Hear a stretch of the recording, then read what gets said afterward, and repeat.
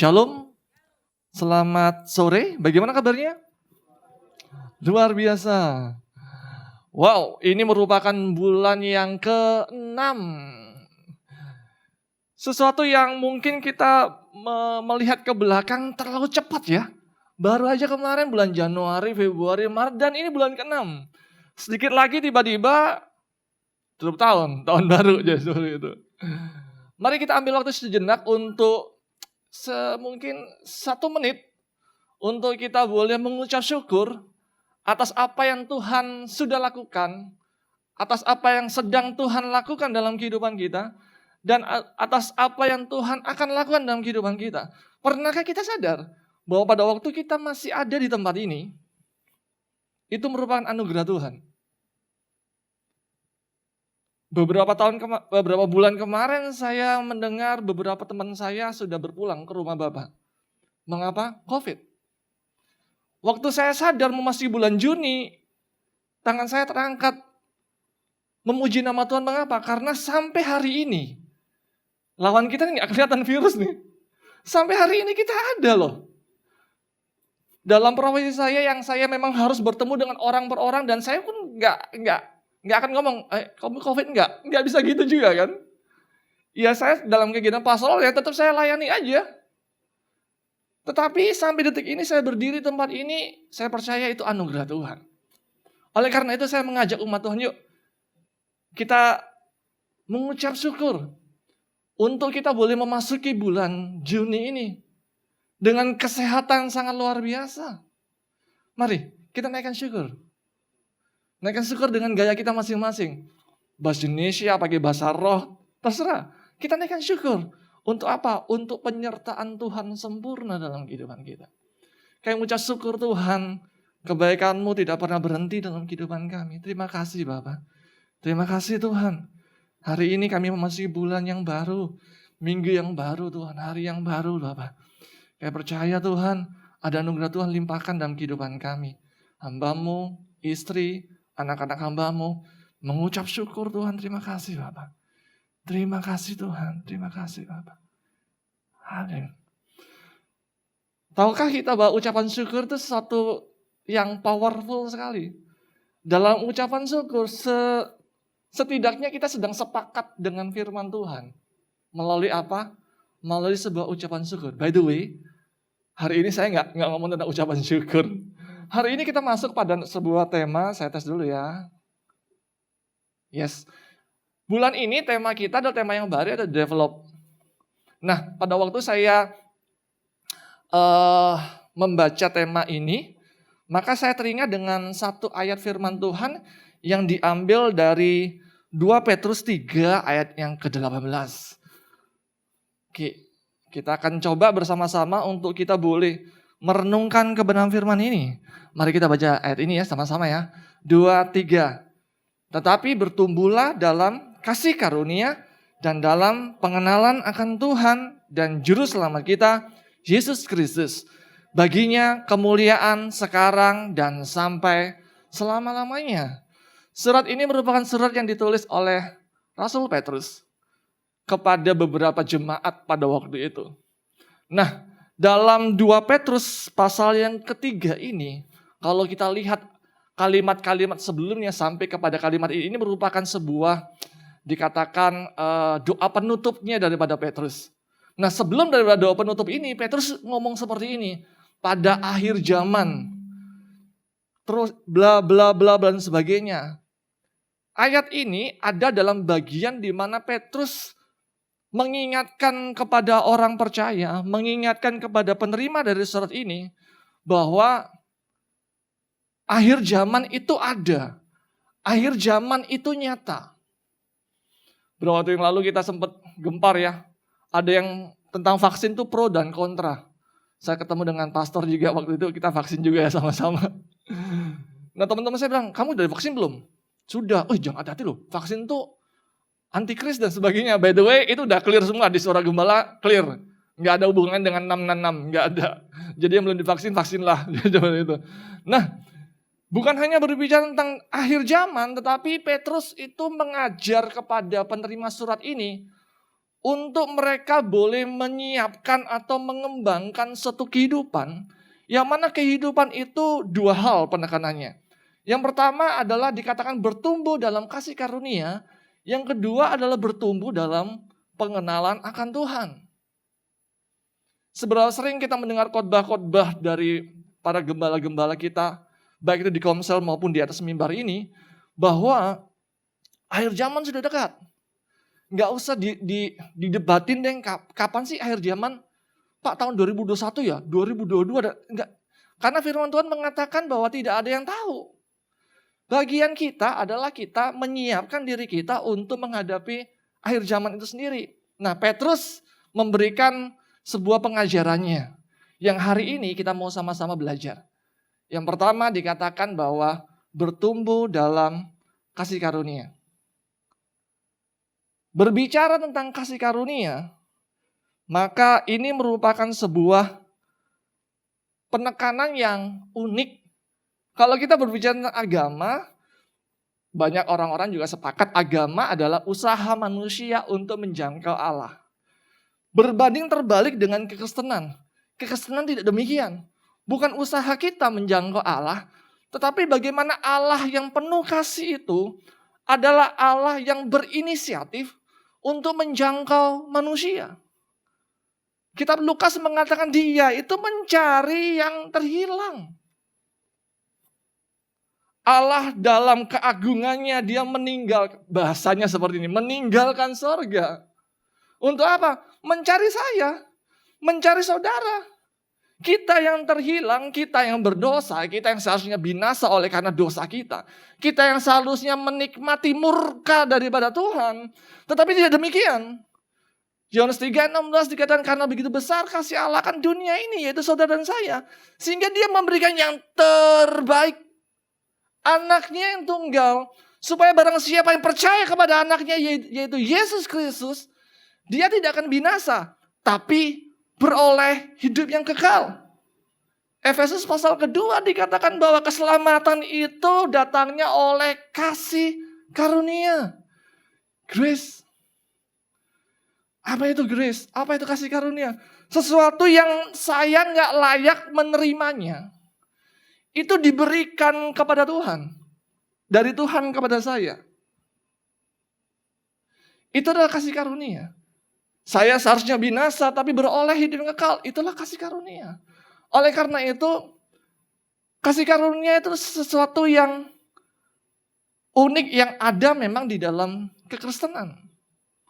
Sesuatu yang tidak layak saya terima, itu diterimanya bagi kita. Kasih karunia juga berbeda. Bukan hanya sesuatu yang tidak layak kita terima, kita menerimanya. Tetapi kasih karunia juga berbicara seperti ini. Kekuatan yang datang daripada Allah untuk kita. Guna kita mampu melewati yang boleh kita katakan kesukaran. Boleh kita katakan kesulitan. Boleh kita katakan suatu kemampuan yang melebihi batas kemampuan kita. Tetapi kita dimampukan bukan lolos. Tapi lulus. Itu namanya kasih karunia. Kekuatan memampukan kita untuk kita melewatinya. Itulah kasih karunia. Petrus berkata kepada jemaat yang menerima surat ini, berkata pada saya, berkata kepada setiap daripada kita yang mendengar ini, di masa-masa sulit ini, di masa sukar ini, sadarilah dengan satu hal, kasih karunia. Dan dalam kita bertumbuh di dalamnya, kita juga membutuhkan namanya kasih karunia. Apa itu kasih karunia? Pak, permasalahan di depan saya sangat sukar. Saya nggak tahu saya sebagaimana. Petrus berkata seperti ini. Datanglah pada kasih karunia itu. Tinggallah dalam kasih karunia itu. Bertumbuhlah dalam kasih karunia itu. Jangan menjadi sebuah kelompok pendengar, pemirsa dan pirsawan. Itu zaman dahulu kala. Cuma hafal ngomong kasih karunia. Jago banget menyanyikan tentang kasih karunia. Tetapi tidak pernah mengecap kasih karunia di dalam kehidupan kita. Petrus berkata seperti ini, jangan jadi kondektor tuh kasih karunia ke situ. Enggak. Petrus bilang seperti ini, kamu tahu kasih karunia di mana? Di dalam Yesus Kristus. Tinggallah dalam Yesus Kristus, nikmati dia, alami dia, bertumbuh di dalam dia. Lalu Yesus berkata seperti ini, Petrus, sebelum ayam jantan berkokok, kamu menyangkal aku 3 kali loh. Petrus bilang, what? Nggak mungkin. Apa yang terjadi? Hari hanya datang, Yesus ditangkap, dan Petrus kan ngintip ya dari jarak jauh tuh. Apa yang terjadi? Tiba-tiba ada orang bilang, kamu kelihatannya Petrus ya?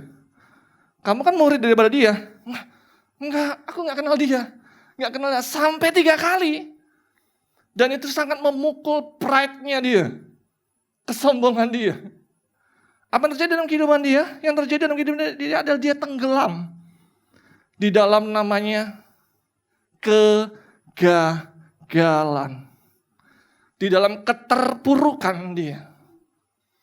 Hal ini enggak baru pertama kali. Kalau kita lihat gambar ilustrasi di belakang ini merupakan pertama kali Petrus gagal juga. Pada waktu mereka lagi enak ya, bukan main kano, enggak, naik perahu. Tiba-tiba Yesus datang dan Petrus berkata, Tuhan, apakah engkau itu yang berjalan di atas air? Kalau engkau izinkan aku berjalan, datanglah. Lalu apa yang dilakukan? Dia berjalan. Bapak dan Ibu bisa memastikan bagaimana perjalanan langkah kaki saya selanjutnya pada waktu saya melangkah seperti ini. Sampai jatuh kan? Tapi tidak demikian dengan Petrus. Petrus tenang. Dia bisa berjalan di atas air sampai dirasakan angin itu dan dia jatuh. Tetapi pada waktu dia jatuh, dia tahu kepada siapa dia harus berseru. Kepada Sang Kasih Karunia itu. Pada waktu Petrus gagal dalam perjalanan iman dia. Mungkin kehidupan dia, buat apa lagi saya ya? Saya akan kembali lagi dah. Dia sudah gagal mengiring Yesus.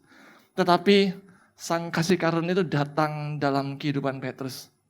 Dan dia berkata seperti ini, Petrus, apakah engkau mengasihi aku? Maukah engkau menggembalakan domba-dombaku? Sang Kasih Karunia itu datang dalam kehidupan Petrus, memulihkan kehidupan Petrus. Saya membawa berita baik bahwa Sang Kasih Karunia yang dalam nama Yesus itu, yang adalah pribadi Yesus itu, dia ada di tengah-tengah kita. Permasalahan apapun yang sedang menghempas kita dan kita mengatakan, Pak, besok saya nggak tahu saya harus bagaimana. Pak, besok saya akan presentasi mungkin di depan banyak orang dan mengatakan bahwa kita kolaps.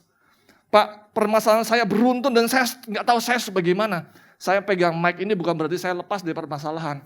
Saya menghadapi permasalahan juga. Tetapi saya tetap mau berdiri, mengapa? Karena saya mau bertumbuh dalam kasih karunia. Saya percaya ada kasih karunia Tuhan yang senantiasa dilimpahkan dalam kehidupan kita. Saya dari Surabaya. Satu kali saya mendengar seorang penyiar radio Sangkakala di Surabaya. Dan dia mengatakan seperti ini, selamat menikmati berkat Tuhan yang Tuhan berikan pada pagi hari ini. Itu langsung saya bilang, Tuhan selalu memberikan fresh from the oven. Tuhan selalu memberikan berkat yang bukannya terbaru, tapi terbaik dalam kehidupan kita. Saya teringat suatu kali nasi goreng pada waktu malam itu belum habis. Apa yang kami lakukan? Besok paginya kami goreng lagi kan. Dan anak saya bilang, wih enak banget nih Di. Saya bilang, itu gak baru. Tapi Tuhan gak pernah gitu. Berkat Tuhan, penyertaan Tuhan itu selalu baru di dalam kehidupan kita. Nantikan berkat itu, nantikan kekuatan Tuhan itu, nantikan hikmat Tuhan itu pada minggu-minggu ini. Tetapi saya percaya dan yakin bahwa orang yang berseru kepada namanya, dia mendengar dan dia menjawab doa kita. Kasih karunia, waduh waktu saya tinggal 7 menit nih. Ini baru poin 1 nih, nggak kelar. Bukannya Petrus. Tapi kalau kita ngeliat sejarah gereja pada waktu dia baru lahir yang saya menyebutnya gereja purba. Purba itu bukan pura-pura Batak, enggak. Memang purba, gereja purba. Gereja purba kita bisa melihat bahwa seperti ini. Mereka tumbuh dalam kesulitan dan kesukaran. Bukan hanya musuh mereka yaitu orang Yudaisme pada waktu itu. Tapi musuh mereka adalah Kekaisaran Roma. Mereka dianiaya sampai benar-benar, kalau kita lihat film Gladiator ya. Seperti itu. Tantangannya adalah nyawa atau menyangkal Yesus. Banyak orang kalau saya hidup pada waktu itu, saya bilang kekesan akan habis deh. Tetapi sekali lagi, sejarah itu menceritakan kepada kita bahwa kasih karunia itu cukup bagi orang percaya. Tuhan tahu bagaimana cara menyelamatkan orang percaya. Tuhan tahu bagaimana cara menyelamatkan setiap daripada kita. Tuhan tahu, God is in control. Tuhan itulah Tuhan yang memegang kendali kehidupan kita. Orang mengatakan hidup kita, hidup saya mungkin, hidupmu besok akan titik. Saya selalu suka dengan ilustrasi itu. Saya akan ambil pena, saya tarik ke bawah, titik itu. No. Kamu bilang saya titik, saya bilang koma. Mengapa? Hidup saya selanjutnya di tangan Yesus. Jangan pernah naruh titik dalam kehidupanmu. Mengapa? Karena Tuhan tidak pernah menyerah dalam kehidupanmu. Jangan nyerah. Jangan menyerah. Satu pujiannya. Jangan pernah menyerah. Jangan berputus asa. Kenapa? Mujizat Tuhan ada. Karena Sang pembuat mujizat itu ada bersama kita. Oleh karena itu Petrus berkata seperti ini. Bertumbuhlah dalam namanya kasih karunia itu. Hal yang kedua, dikatakan seperti ini. Kita bertumbuh di dalam namanya pengenalan akan Tuhan. Ayatnya saya kembali ya. Dikatakan seperti ini. Tetapi bertumbuhlah dalam kasih karunia dan dalam pengenalan akan Tuhan. Juru selamat daripada kita. Di dalam Daniel pasal 11 ayat ke-32, di situ dikatakan seperti ini. Tetapi umat yang mengenal Allahnya akan tetap kuat dan akan bertindak. Mengapa Petrus mengajarkan kepada penerima suratnya ini bahwa pada waktu akhir zaman umat Tuhan akan mengalami kesulitan dan kesukaran. Pada waktu umat Tuhan mengalami kesulitan dan kesukaran, Petrus berkata seperti ini, di masa itulah bertumbuhlah dalam pengenalan akan Tuhan. Mengapa? Karena korelasinya di kitab Daniel. Orang yang mengenal Allahnya. Karena kitab Daniel ini juga berbicara tentang akhir zaman juga. Orang yang mengenal Allahnya, maka ada dua yang bekerja di dalam kehidupan dia. Dikatakan akan tetap kuat dan akan bertindak. Kekuatan orang percaya pada waktu mereka mengenal Allahnya. Pada waktu kita mengenal Allah kita, maka kita dimampukan untuk kita berjalan dalam hikmat Tuhan. Untuk memutuskan tindakan-tindakan apa yang kita ambil. Kita kuat karena kita kenal Allah kita.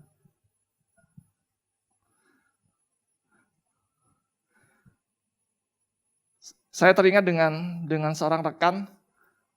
Dan bagi dia ini merupakan masa sulit. Tetapi beberapa waktu yang lalu dia sharing kepada saya bahwa dia mengalami yang dikatakan extraordinary favor. Mengapa demikian? Karena di tengah-tengah masa pandemi ini malah yang terjadi sebaliknya. Dia malah membuka lapangan pekerjaan untuk orang-orang di sekitar dia. Menjadi apa? Reseller. Saya bilang, wow, ceritain dia. Lalu dia berkata seperti ini, pada masa pandemi ini Roy, semua hutang saya lunas semuanya. Bagaimana mungkin? Yes, dia bilang itu. Sampai dia bisa membuka sebuah lapangan pekerjaan untuk teman-teman dia. Apa yang membuat kamu strong seperti itu? Dia kata seperti ini, kekuatan daripada support system. Pasti kan rekan-rekan juga tergabung dalam namanya Komsel. Di Komsel itu kita bertumbuh bersama. Di mana kita tertanam dalam keluarga Allah. Yang mana di sana kita boleh belajar tentang hal ini. Pengenalan akan Allah. Kekuatan kita adalah pada waktu kita bukan berjalan sendirian. Kekuatan kita adalah kita berjalan bersama dengan orang-orang sekitar kita. Saya tidak tahu berapa kali kaki saya capek dan saya bilang, saya mau berhenti. Tapi saat itulah keluarga rohani saya menguatkan, bangun, Roy, bangun. Lanjutkan perjalananmu. Lanjutkan perjalananmu. Saya mengenal kehendak Tuhan bahwa kita harus bertumbuh dalam keluarga Allah. Umat yang mengenal Allah akan kuat. Kuat di sini bukan kuat secara personal, tetapi kita harus kuat di dalam namanya sebuah keluarga Allah. Oleh karena itu saya mengajak untuk rekan-rekan muda sekalian, Bapak dan Ibu mungkin, yang belum tergabung dalam Komsel, segera bergabung dalam Komsel. Kalau belum tahu Komsel itu apa, dan Komsel terdekat di mana, tenang saja, Komsel kita banyak banget. Bagi saya itu namanya harta-harta rohani saya temukan di sana. Bukan hanya kita tergabung dalam Komsel, tetapi ada satu keputusan yang hari-hari ini mungkin sedikit hilang dalam kehidupan kita. Itu namanya disiplin rohani. Waktu saya pertama kali ikut Tuhan, saya diajarkan untuk namanya disiplin rohani. Apa itu? Doa, baca firman, puasa. Sesuatu yang mungkin hilang dalam kehidupan kita. Mari kita perhatikan akar kita. Bukan hanya kita bertumbuh dalam keluarga Allah, tetapi perhatikan akar kita, yaitu saat teduh kita. Di sanalah kita akan bertumbuh dalam namanya sebuah pengenalan akan Tuhan. Melalui apa? Melalui namanya saat teduh. Nah, timernya sudah warna merah. Waktunya sudah habis. Mari kita perbaiki saat teduh kita. Pak, saya sudah saat teduh. Oh, oke. Bagus. Saat teduhnya gimana? Ya baca firman kan. Come on. Alkitab itu nggak ngomong kita baca firman. Alkitab itu ngomong kita merenungkan firman. Bedanya di mana baca firman sama merenungkan firman? Banyak banget. Kalau baca itu kayak gini nih. Tetapi bertumbuhlah dalam kasih karunia. Itu namanya baca, nggak feedback ya. Nah itu namanya baca. Sambil lalu bisa. Tapi kalau merenungkan firman, kita berhenti di sini. Lalu gini, tetapi bertumbuhlah dalam kasih karunia. Maksudnya apa itu ya? Kenapa saya harus bertumbuh ya? Roh Kudus, apa yang harus bertumbuh dalam kehidupan saya? Ada sebuah dialog internal antara kita dengan firman ini.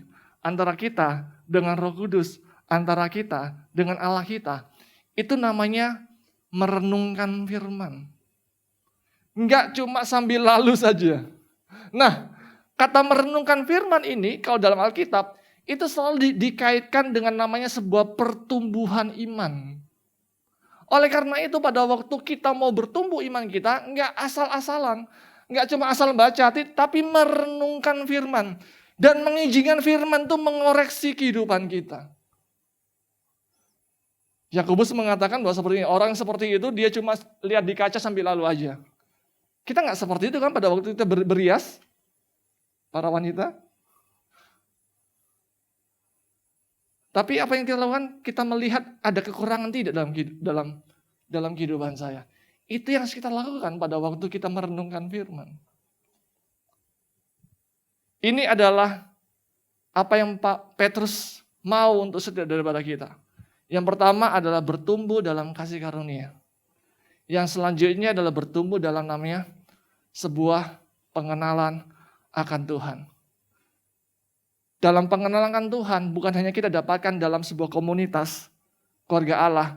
Dalam pengenalan Tuhan bukan hanya kita dapatkan dalam masa-masa teduh kita bersama dengan Tuhan. Tetapi dalam pengenalan akan Tuhan yang kita dapatkan selanjutnya ini sulit. Yaitu pada saat-saat kita diproses. Pada waktu kita diproses, kita minta hikmat Tuhan untuk apa? Tuhan, kau mau saya itu berbuat apa? Disitulah kerap kali Allah memperkenalkan dirinya. Tuhan memperkenalkan dirinya sebagai Bapa. Tuhan memperkenalkan dirinya sebagai pelatih. Tuhan memperkenalkan dirinya sebagai konselor. Tuhan memperkenalkan dirinya. Ada begitu banyak sekali saya temukan kesaksian-kesaksian di Komsel. Bagaimana mereka melewati masa sulit dan mereka mengenal Allah mereka.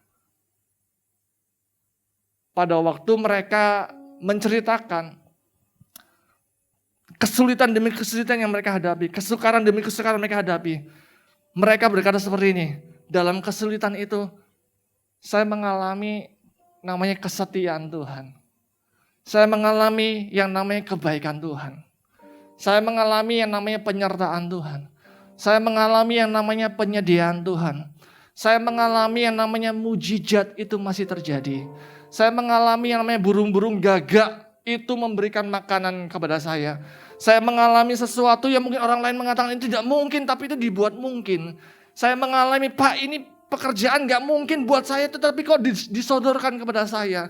Saya mengalami customer-customer dulu yang sudah kemana datang kembali. Mereka mengatakan seperti ini, Tuhan masih ada. Dan Tuhan itu adalah Tuhan yang bekerja dalam masa sulit-sulit mereka. Dan mereka menceritakan tentang namanya Tuhan yang setia itu. Saya dapatkan seperti ini, masa sulit boleh ada. Tetapi dalam masa sulit itu, ada tangan Tuhan yang memegang perjalanan kehidupan kita. Oleh karena itu dalam slide itu dikatakan bahwa kalau kita mengenal Tuhan, maka kita mengenal namanya damai sejahtera. Tidak ada Tuhan, maka tidak ada damai sejahtera dalam kehidupan kita. Satu pujian yang kuno sekali dulu itu mengajar kepada kita tentang penyertaan Tuhan. Penyertaanmu sempurna, rencanamu penuh damai, aman dan sejahtera. Walau di tengah badai, Petrus tahu waktu dia diselamatkan dari ketenggelaman dia ya. Coba lihat ayat selanjutnya. Mereka langsung berlutut. Mengapa? Karena mereka tahu yang di depan mereka bukan sekedar guru, yang di depan mereka itu Tuhan. Melalui masa sulit, Petrus diajak untuk apa? Mengenal Allahnya lebih baik dari pengenalan yang lalu.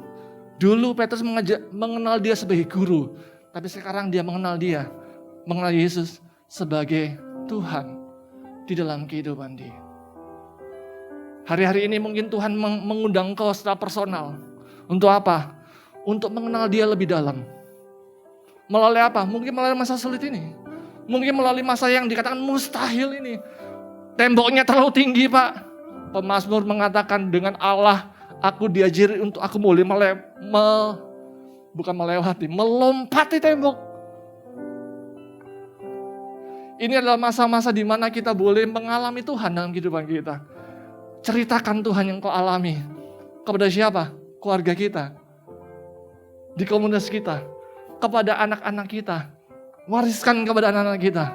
Bahwa Allah yang kita sembah adalah Allah yang hidup. Allah yang memelihara. Allah yang bertindak. Allah yang kebaikannya tidak pernah habis. Allah yang tetap melanjutkan kesetiaannya dalam kehidupan kita. Di tengah-tengah masa sulit saya dulu nak. Masa pandemi itu dulu nak. Mungkin kita 10 tahun lagi akan menceritakan seperti itu. Saya melihat Tuhan itu adalah Tuhan yang setia dengan perjanjiannya. Jangan meninggalkan Tuhan. Tetap ada di titik di mana engkau tetap berseru kepada Tuhan. Maka engkau akan melihat Sang kasih karunia itu memberikan kau hikmat, kekuatan, damai sejahtera. Apa yang engkau butuhkan, Dia mendengar. Tetapi mungkin engkau masih masa diam.